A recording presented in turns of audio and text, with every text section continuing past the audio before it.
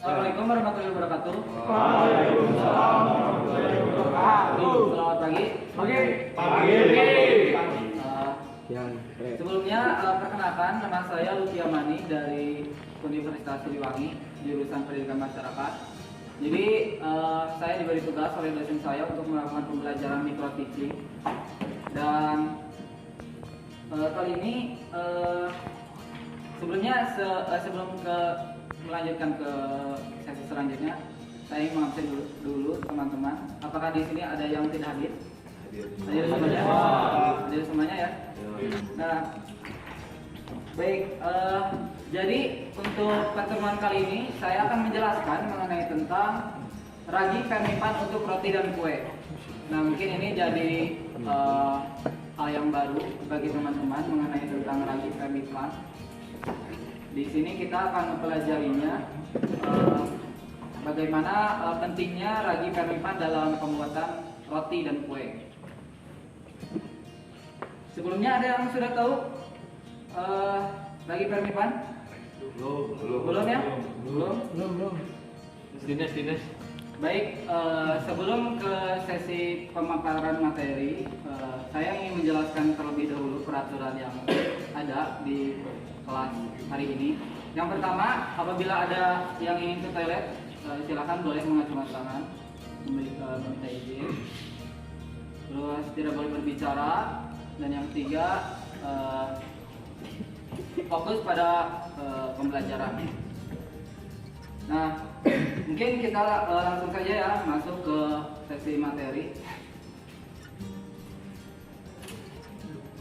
Nah, tadi kan saya bahas tadi, saya sebut juga terkait vermipan.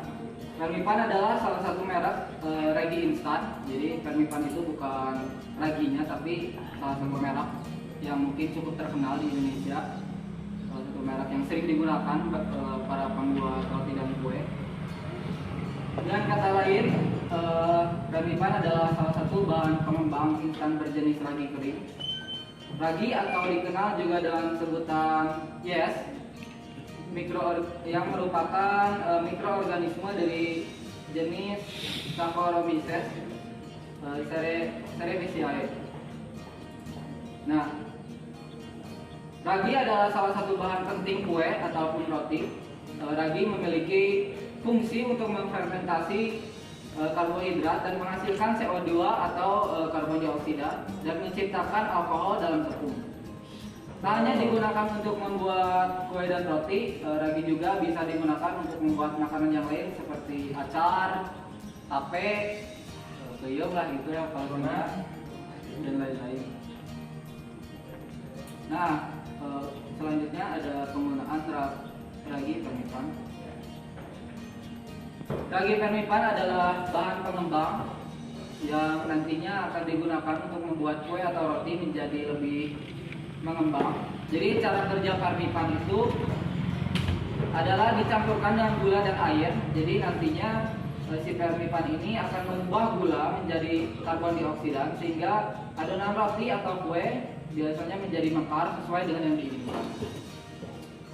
Jadi terus pemakaian ragi ini berkisar biasanya digunakan sekitar 2%.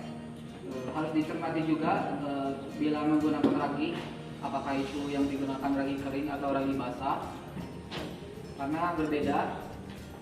Dan perbandingannya juga, kalau misalnya ragi instan atau ragi kering itu biasanya perbandingannya 1,5. Kalau ragi basah itu perbandingannya 3. Dan jangan lupa kalau misalnya yang paling terpenting adalah ketika ingin menggunakan ragi vermipan, itu dilihat dulu kadar-kadarnya ya. Soalnya kalau tidak ya racunnya.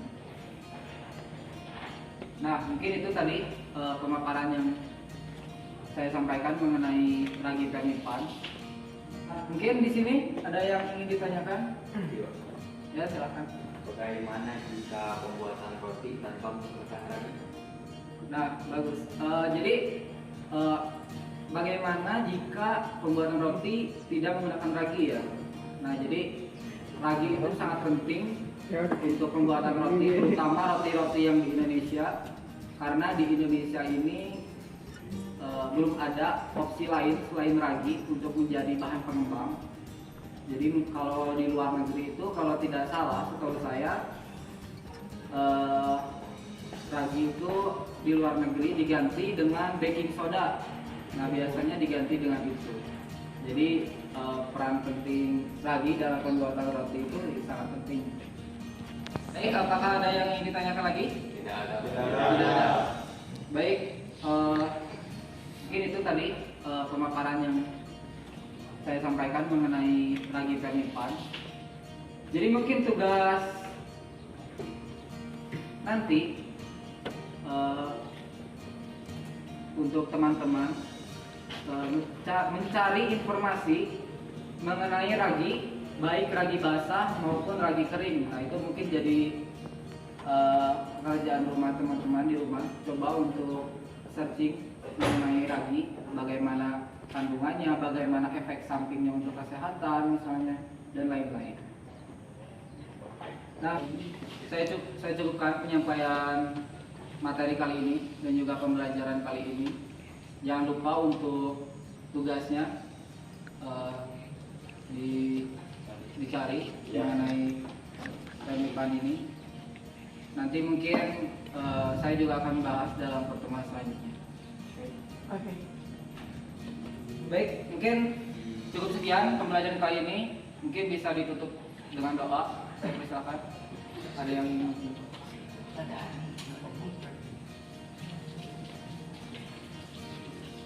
Sudah pembelajaran, alangkah baiknya kita berdoa dalam hati.